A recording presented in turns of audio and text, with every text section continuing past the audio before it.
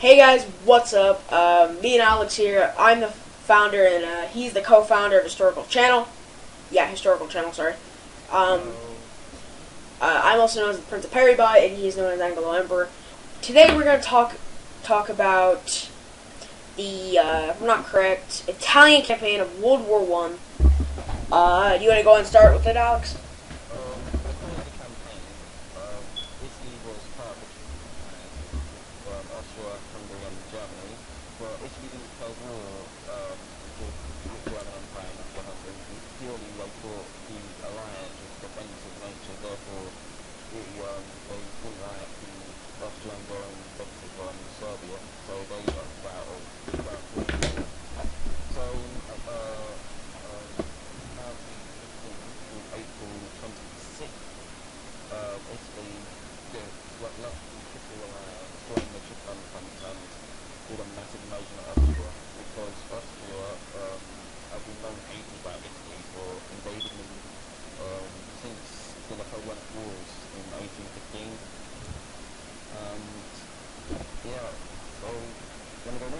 Sure, why not? This, basically what I'm now getting ready to talk about is the campaigns of 1915-1916. But the first battle of the Isonzo River, please tell me I got that right, but anyways, basically, Italy opened a war with offensive, just capturing the town of Gorizia, I guess, or Gorizia, or I don't know. But anyways, and capturing the highland of Kras Plateau in the, oh my god, sorry guys, but anyways, and in the western Julian March. But anyways, at the beginning of the war, Italy just had 600 vehicles to move troops, which probably wasn't that much to move a giant army. They had poorly equipped in artillery vehicles and ammunition. The Italian actually used horses for transport, and they failed to supply supplies fast enough in the tough terrain of the Alps. And they appointed an Italian commander named Luigi Cadorna or something. I don't know. I'm very poor Italian. Beginning the offensive, Italian forces outnumbered the Austrians 2-1 basically, but failed to penetrate their strong defense lines along the Julian Alps, northwestern highlands of I don't even know. Region. And the Austrian forces based on higher ground, and so Italian offenses had to be conducted climbing. But it is the frontal assault with more artillery, but were beaten back again. Another attack was pretty much formed on October 18th to November 4th with 1,200 heavy guns, which result in no gain. Go ahead, Ben.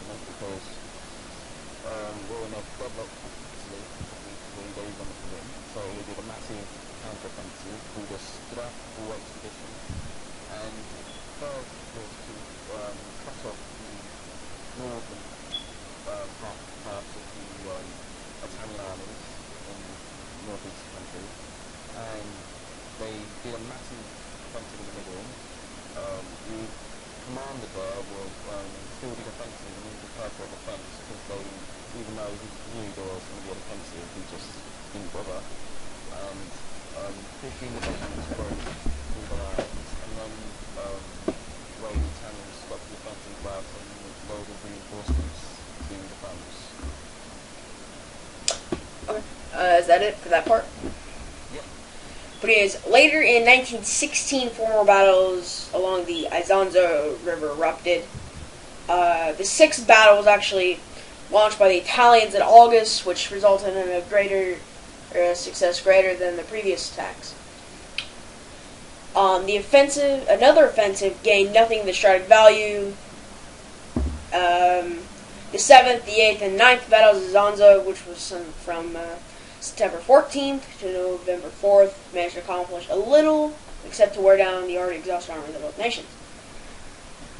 From May 1915, Italian soldiers partook in one every 3 months was higher than demanded by the armies of the Western Front. Italian discipline was also harsher, but punishments for infraction of duty and of a severity not known in German British armies. 70% more. Shellfire and the rocket train caused 70% casualties. Per round expended on the stuff ground in Belgium and France. But it was by autumn of 1917, the Italian army had suffered most of the deaths during the war, yet the end of the war seemed to be eternity away. Now, this was actually a quote, if I'm not correct, from... It says right here, on August 25th, the Emperor Charles wrote to Kaiser the following. The experience we have acquired in the 11th battle, I can't read today, has led me to believe that we should fare far worse in the 12th. My commanders and brave troops have decided in such an unfortunate situation might be anticipated by an offensive. We have not the necessary means as regard troops. On December 13, 1960, known as White Friday, 10,000 soldiers were killed by avalanches in the Dolomites. Thank you. Italy was winning the war, Austria was losing at the Belgian defeat, and on 1919, Russia surrendered to the Soviet Union, and Germany was proud of that, because moving all the soldiers and military trucks back to Italy, because because the Austrians were losing, and Germany bounced off the world to win wars because they were allies. So Italy were almost known around because poor living conditions. They have so many battles with very little victory, and Austrians and Germans launched a massive offensive at capital Israel, and at the first stage, the Italian army retreated 12 miles. So, 2018, we're going to start next? Yeah. Because this is the Battle of Piave, as I said. If I pronounce it wrong, don't be getting on to me, because I'm very bad at Italian, if that even is Italian. But anyways, they were advancing deep and fast. The Austrians overran their supply lines, which forced them to stop and regroup. But then the Italians pushed back to defensive lines near Viance on the Piave River. They had suffered over 600,000 casualties to this point in the war. Because of these losses, the Italian government called to the arms, so they called 99 boys, and I'll try to pronounce this, what it says in parentheses, Ragazzi del 99. I hope I got that right. As I said, I'm not that good at Italian. Which basically means all males who are 18 years old in November, or pretty much whoever's 18-year-old and up, pretty much got to fight in the army. Because on November 1917, French, British, and U.S. forces started to bolster the front line, but the Italians were able to contain the Austrian offensive largely by themselves. So the Franco and the British and the U.S. helped provide those strike materials, coal, steel, etc. Hungarian generals disagreed to administer the final offensive. So basically, the battle of Piave River began with a diversity attack near the tunnel pass named Lawin. Austrian deserters betrayed the objectives of coming offensive, which allowed the Italians basically moved two giant armies in the path of the Austrian prongs. The other prong led by General Civitazar Borovic. Okay, now maybe I should start getting you to say these weird words since you take so many dang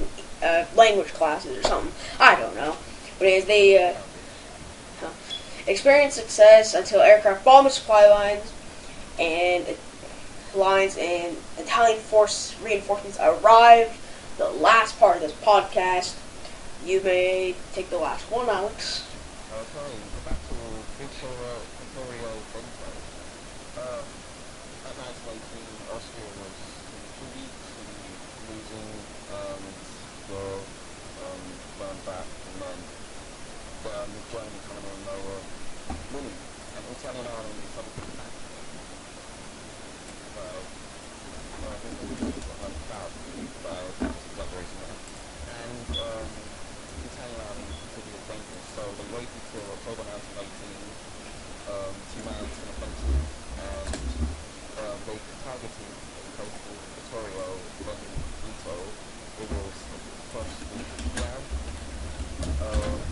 Western soldiers were fiercely, but Italians went down in numbers. But this overwhelmed, and on the 3rd of November, 1,000 Austrian soldiers surrendered. And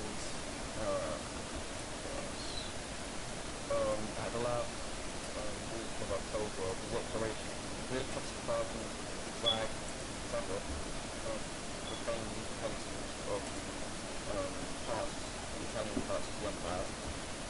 But so Austria, Hungary and Empire sent a armistice, but was more about the Italians, so they continued to burn into Austrian-Hungarian territory through Trento, Udine, and just continue forward until they gave the flag to France,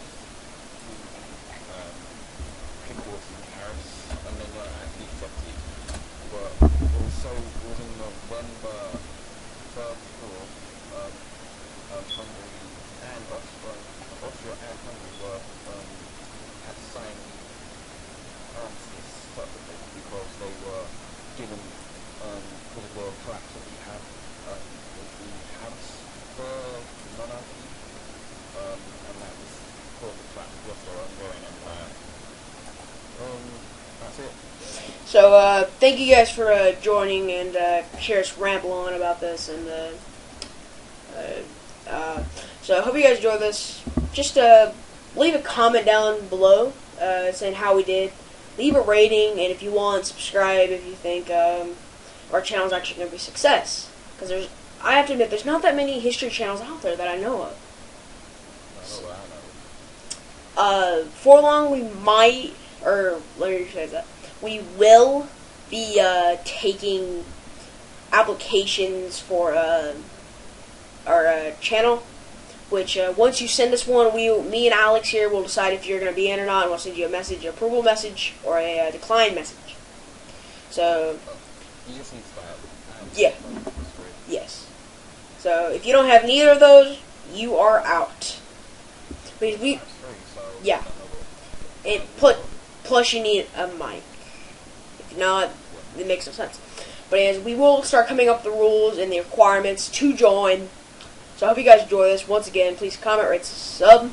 See you guys later.